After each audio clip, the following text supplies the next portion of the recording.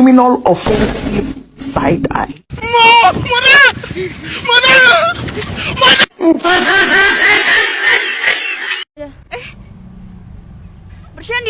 Bercanda.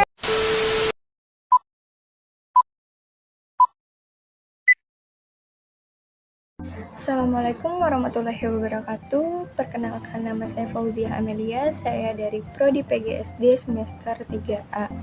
Saya di sini akan memaparkan materi tentang teori pembelajaran modern. Untuk memenuhi tugas mata kuliah Inovasi Pembelajaran Kampus Universitas Nahdlatul Ulama, yang saya hormati kepada dosen pengampu Ibu Dr. Endang Sri Budi Herawan, SE MPD. Baik, saya di sini akan memperjelaskan tentang teori perkembangan secara modern. Yang pertama itu ada teori perkembangan kognitif Jean Piaget.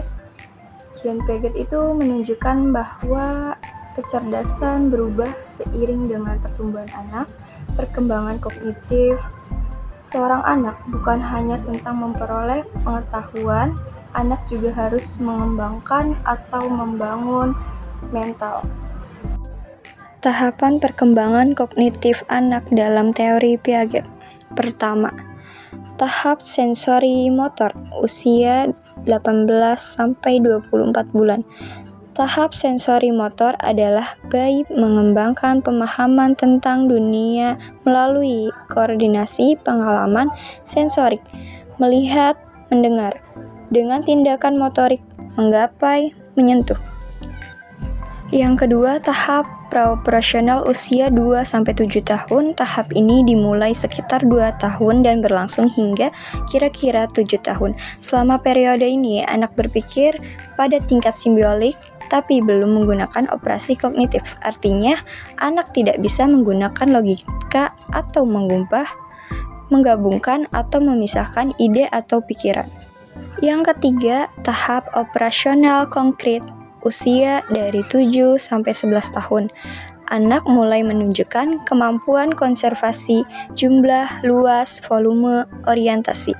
Meskipun anak bisa memecahkan masalah dengan cara logis, mereka belum bisa berpikir secara abstrak atau hipotesis. Yang keempat, tahap operasional formal, usia 12 tahun ke atas. Perkembangan kognitif anak menurut tahap terakhir, menurut Piaget, dimulai sekitar usia 12 tahun dan berlangsung hingga dewasa.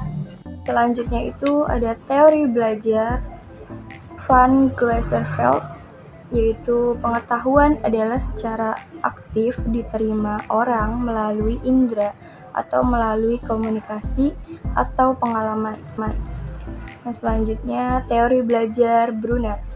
Belajar merupakan proses perkembangan kognitif yang terjadi dalam diri seseorang, dan ada 3 proses kognitif yang berlangsung dalam belajar, yaitu memperoleh informasi baru, transformasi pengetahuan, dan evaluasi. Tahapan model pembelajaran Brunner menggunakan 3 tahapan, yaitu enaktif, ikonik, simbolik. Enaktif, tahap ini melalui tindakan jadi bersifat konkret, representasi berbasis tindakan. Ikonik, tahap ini diwujudkan dalam bentuk visual, gambar, atau diagram. Representasi berbasis gambar. Simbolik, tahap yang penyajian berdasarkan pada sistem berpikir abstrak dan lebih fleksibel serta menggunakan kata-kata atau bahasa. Representasi berbasis bahasa. Untuk selanjutnya itu ada teori David Ausubel. Teori belajar mengajar yang dapat mengakibatkan seseorang bisa belajar bermakna, sehingga dengan belajar bermakna, informasi pengetahuan yang diperoleh mempunyai daya tahan yang lebih lama. Langkah-langkah pembelajaran menurut David Ausubel. Langkah-langkah belajar bermakna menurut Ausubel. Yang pertama, menentukan tujuan pembelajaran. Yang kedua, melakukan identifikasi karakteristik siswa, kemampuan awal, motivasi, gaya belajar, dan sebagainya.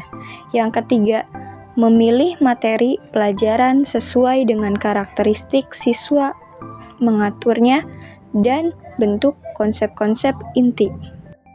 Selanjutnya ada teori John Dewey. Proses pembentukan kemampuan dasar yang fundamental baik menyangkut tentang pikir maupun daya perasaan menuju ke arah tabiat manusia dan manusia biasa. Langkah-langkah pembelajaran menurut John Dewey. Yang pertama, merumuskan masalah. Yang kedua, menganalisis masalah. Yang ketiga, merumuskan hipotesis. Yang keempat, mengumpulkan data. Yang kelima, pengujian hipotesis. Selanjutnya itu ada teori Vygotsky. Belajar menggunakan alat berpikir akan menyebabkan terjadinya perkembangan kognitif dalam diri seseorang. Alat berpikir seseorang yang tidak dapat dilepaskan dari pengaruh lingkungan sosial budayanya. Contoh teori perkembangan kognitif Vygotsky dalam proses belajar mengajar. Contohnya itu menciptakan pengaturan kelas yang kooperatif sehingga siswa dapat saling memunculkan strategi-strategi pemecahan masalah yang efektif dalam masing-masing zona perkembangan proksimal mereka.